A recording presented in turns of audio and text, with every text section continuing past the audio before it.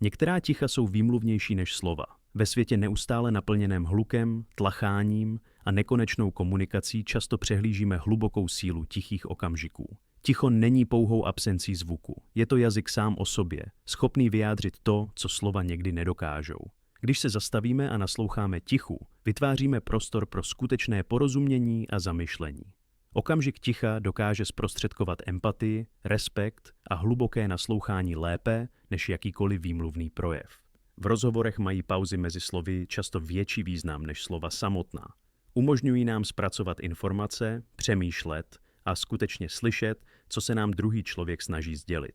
Ticho nám také nabízí útočiště před ohromující stimulací moderního života. Poskytuje jasnost, snižuje úzkost a podporuje kreativitu. Ať už při meditaci, v přírodě, nebo když si prostě dáme pauzu od našich zařízení, tiché chvíle nám připomínají náš vnitřní klid a moudrost. Když si začneme vážit ticha, zjistíme, že ne všechno je třeba říct. Někdy jsou ta nejmocnější sdělení předána skrze zdrženlivost, skrze odvahu neříct vůbec nic.